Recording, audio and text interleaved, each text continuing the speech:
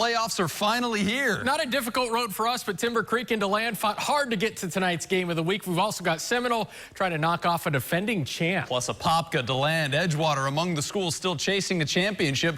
Let's hop to it.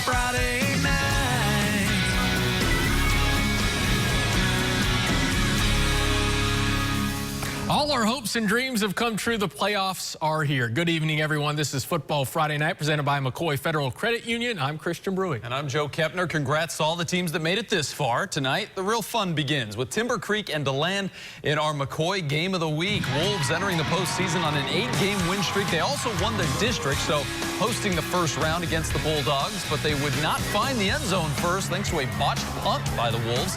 Wet ball causing some problems early. A few plays later, Avante Williams goes up the middle for a 15-yard touchdown. Williams also happens to be a 4-star defensive back committed to Oregon, and on the Wolves' ensuing possession, he picks off Jake Johnson. First interception of the year for the Timber Creek QB. A few plays later, Leon Roll running with his big boy pants on.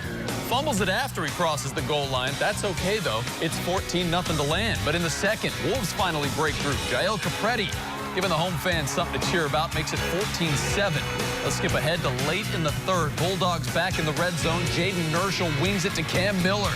Just the second time this year the Timber Creek defense has given up more than 20. In the fourth, though, Capretti with his second short touchdown run of the night. That makes it a 1 TD game again. Late in the game now, DeLand knocking on the door, but Alex Beck comes up with an interception of his own. Clutch, and suddenly all the momentum is over on that Wolves sideline. Then with 45 seconds to play, Jake Johnson missed all of last season with a knee injury. Both legs working just fine here. 16-yard touchdown run cuts the lead to 1. Timber Creek coaches decide to go for 2, and the gamble pays off. Johnson tucks it. Wolves up 22-21.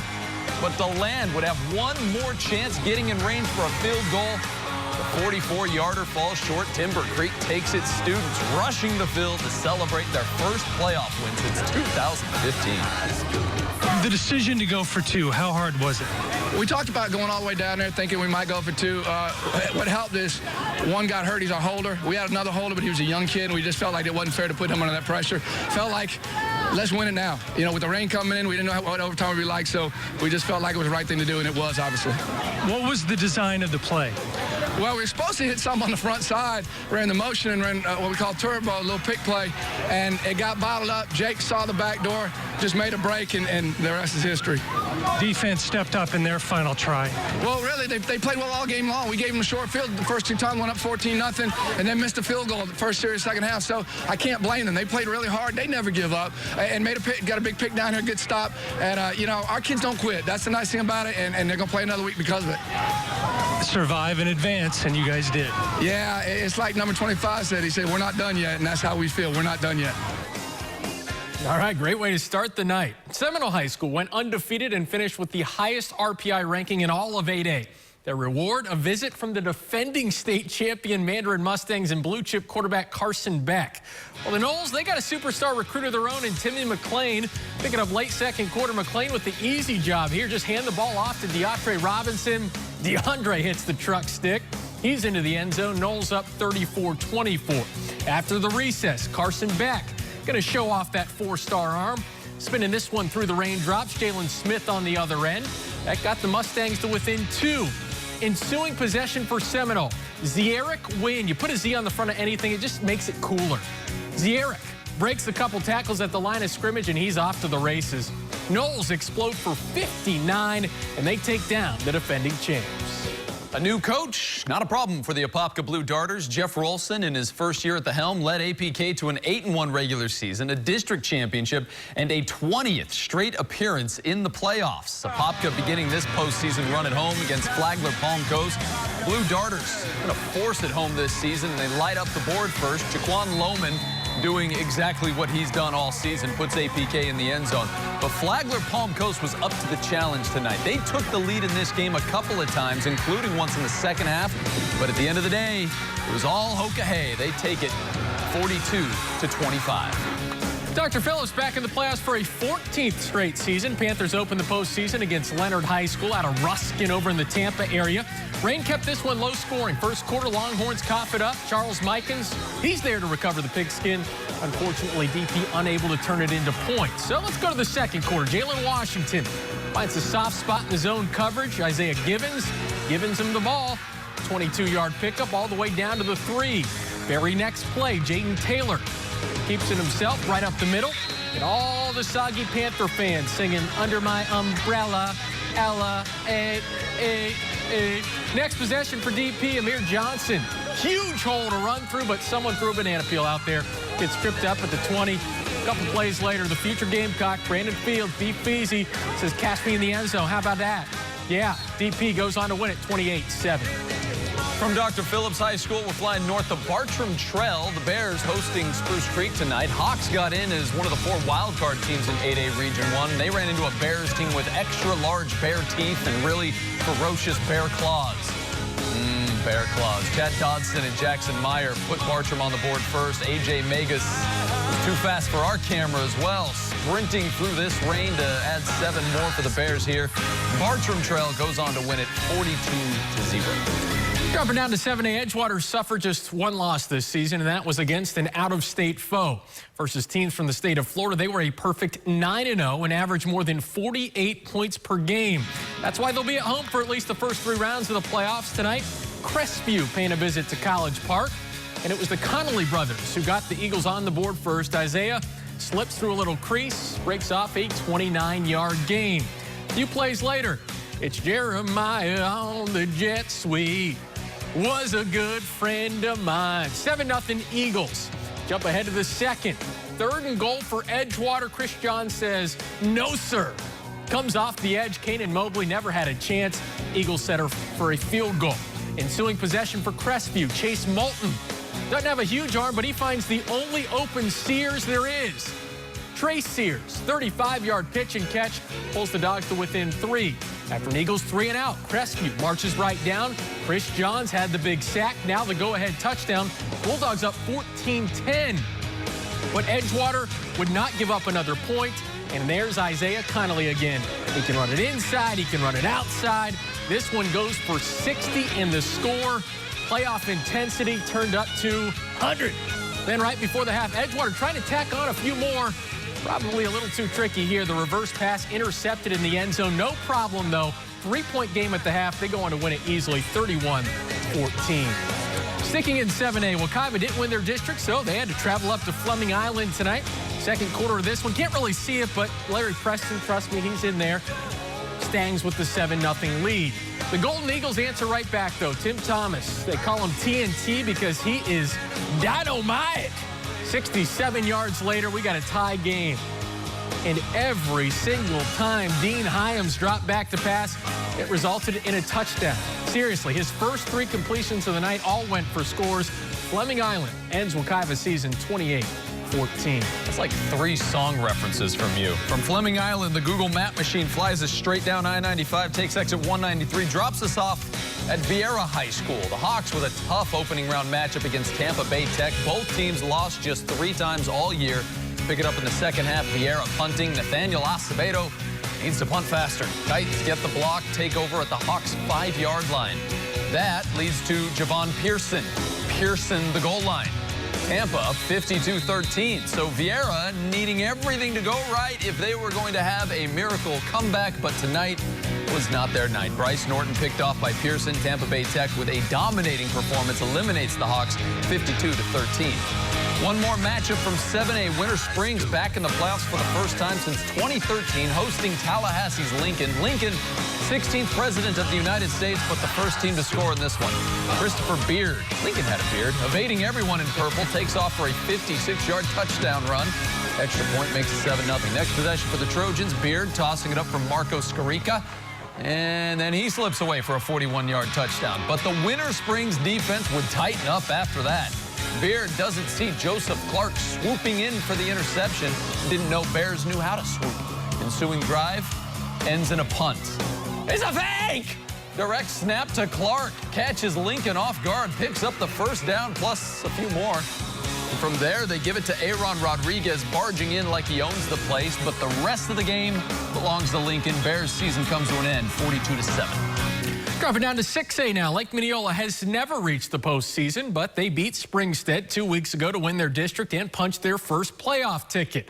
Well, the way the RPI rankings worked out, we got a rematch tonight between Minneola and Springstead. Second quarter, Devin Cole, just like he's out in the backyard, little pitch and catch with Sedarius Walker. Minneola goes in front 15-0. Then with under 2 to go in the half, it's our friend Keandre McGlure. I don't know who put the names in on Max Preps, but it does not say Keandre. Either way, I am sorry for calling you Kiare a couple weeks back. Huge touchdown for McGlure makes it 21-0. So Springstead, desperate to get something on the board before the half. Max O'Rourke gonna let this one fly, but yeah, it's about as successful as Beto O'Rourke's presidential campaign.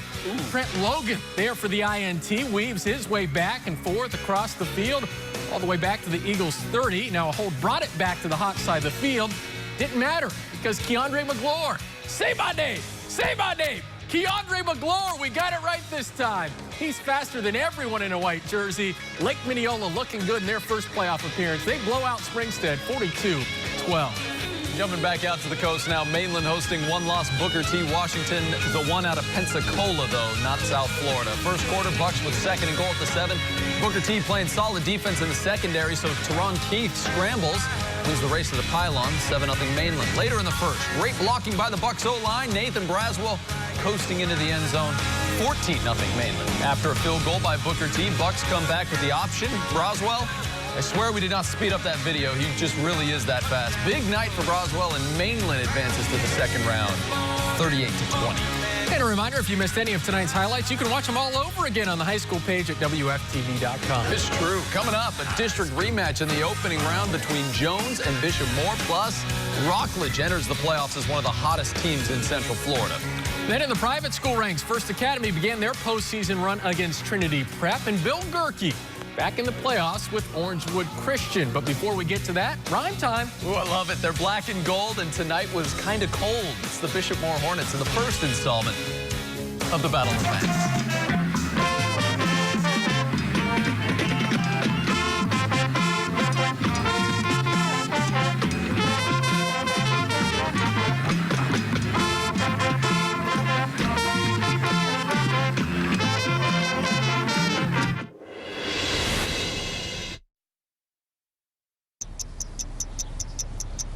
I understand.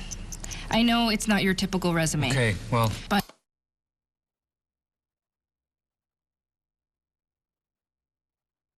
candidate. But I've been working double shifts just to pay for books. I've been raising my 2 little brothers. I'm determined, driven, motivated. Isn't that what you're looking for? Look beyond the resume and discover new ways to develop great talent at gradsoflife.org. Orlando's #1 for new country, K92.3. We get to hunt, fish, loving every day. That's the prayer that a country boy prays. And the home for Obie and Ashley's 8:15 second date update. This is Orlando's #1 for new country. So Devil went down to Georgia, but he didn't stick around. This is God's country. K92.3.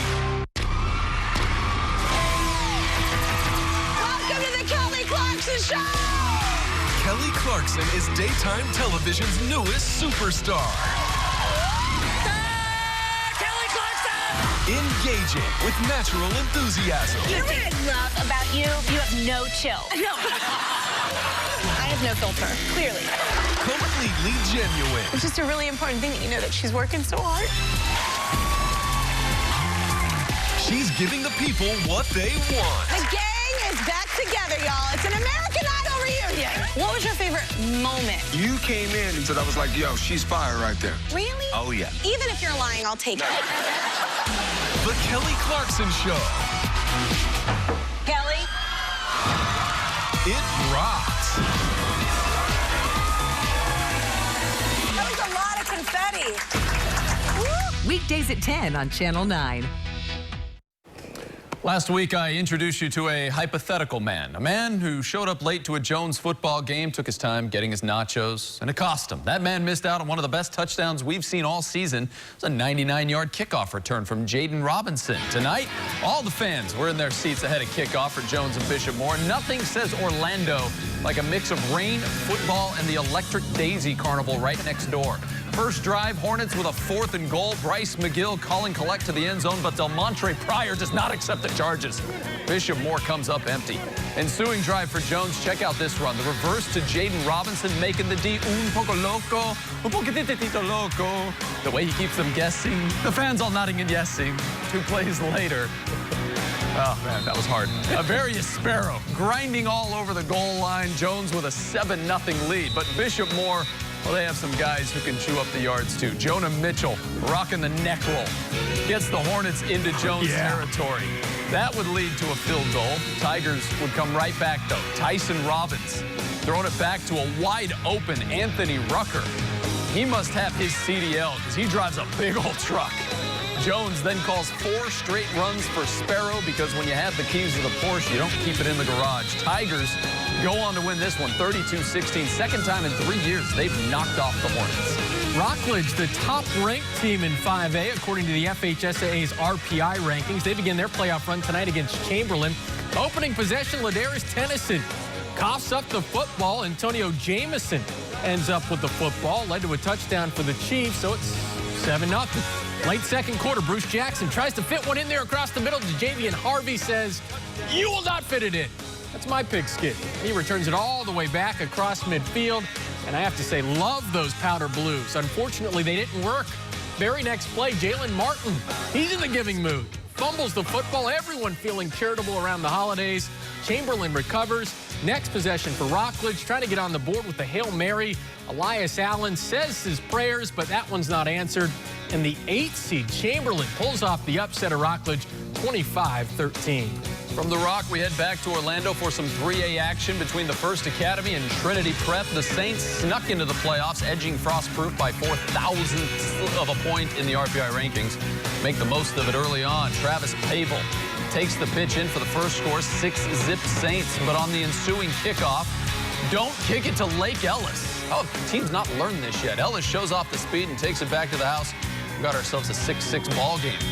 13-6 Royals now in the second when the Royals' Sean Johnson rolls out and fires to the corner. And look at that catch. The First Academy goes up 20-6. This next play does not help Trinity Prep's chances of a comeback. Luke Cohn's pass picked off by Jaden Battle.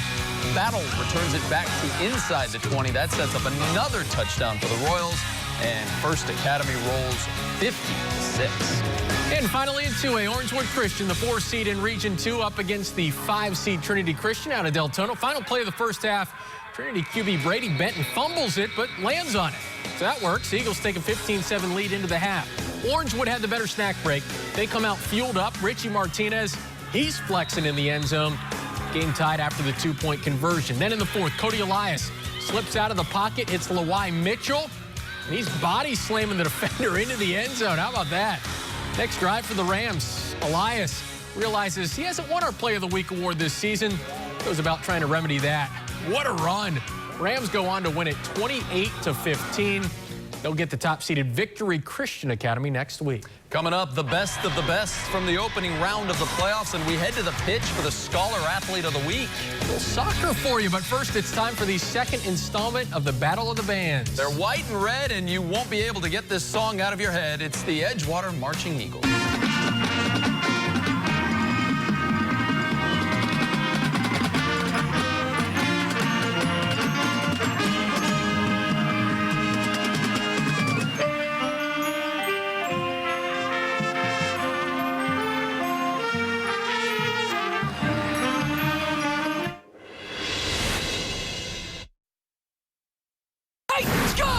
Titans go to the movies, they know the best way to travel is safely. To keep your child safe, be sure to use the right car seat for their age and size. Exactly. Hollywood, here we come! The Atom has arrived. Have a seat, my dude. For more information on finding the right seat, visit nhtsa.gov/the right seat. Impressive. Brought to you by the National Highway Traffic Safety Administration and the Ad Council. Star 94.5, Orlando's only R&B.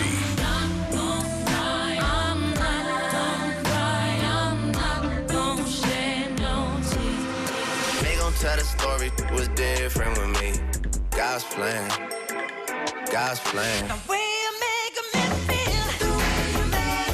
The home of the Tom Joyner Morning Show. Weekday mornings from 6 to 10 a.m. Now, all your favorite music on one station. Star 94.5. Listen now.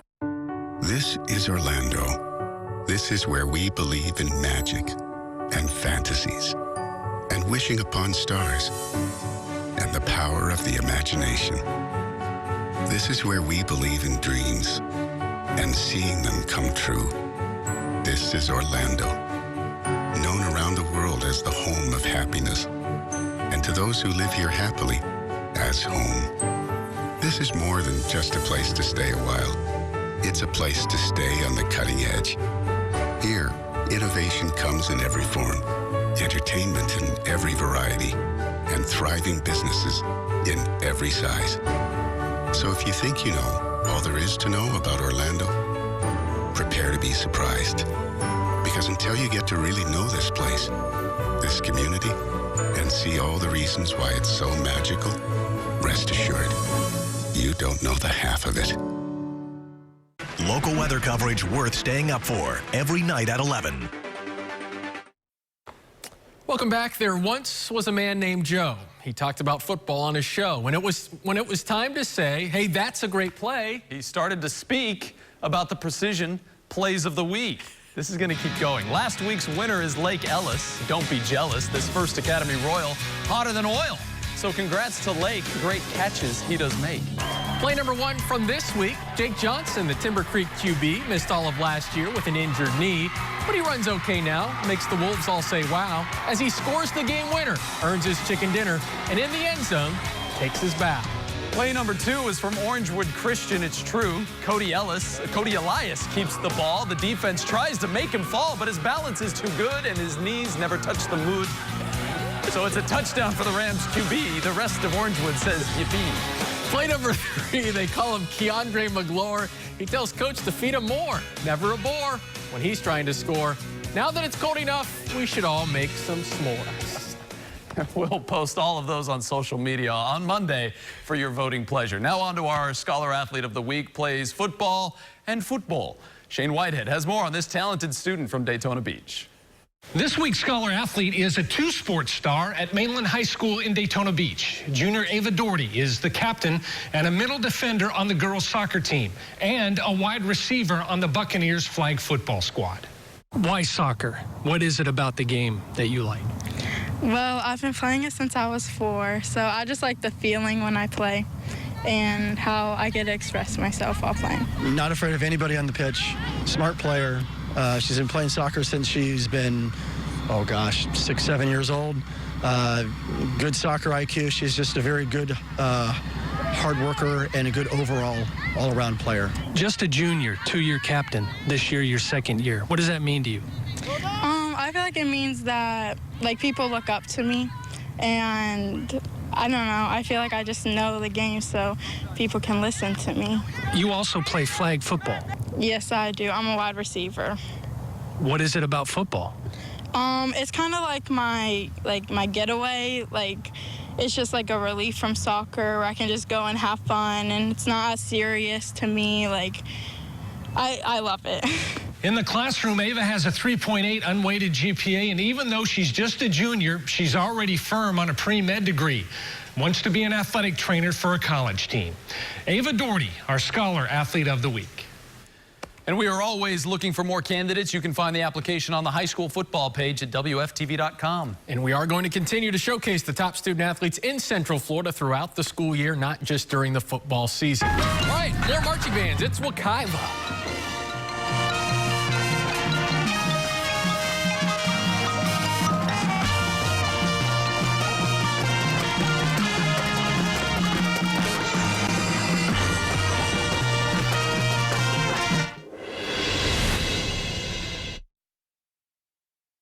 entertainment, information, and events.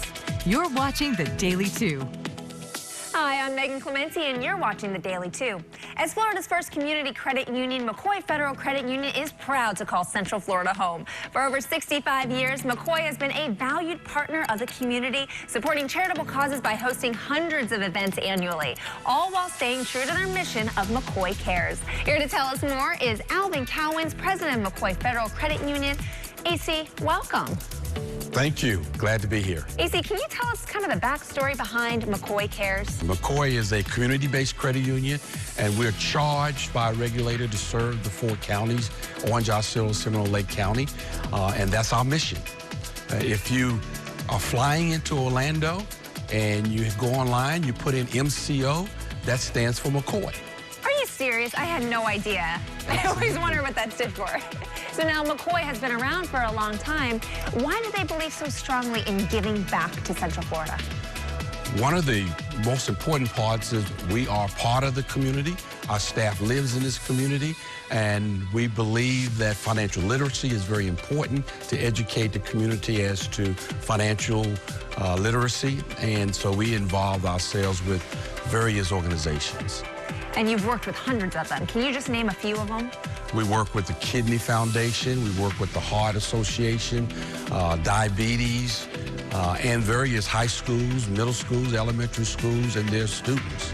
It truly is people helping people at McCoy Federal Credit Union. It certainly is. AC, thank you so much for your time. Thank you. For more information about McCoy Cares or to find a location nearest you, visit mccoyfcu.org. Till next time, I'm Megan Clementi with The Daily 2. Thanks for watching The Daily 2. For more information, visit WFTV.com/Daily2. ESPN 580 is your home to Miami Dolphins football in Orlando. Don't miss a single play. Listen to all of the games live on ESPN 580 Orlando. Welcome back to Football Friday Night. Quick college football note. UCF lost to Tulsa tonight, 34-31. Another tough road loss. And a quick reminder, we've got a great one here on Channel 9 tomorrow in college football. At noon, undefeated Penn State at undefeated Minnesota. It's going to be great. That's going to do it for us. Good night, sports fans.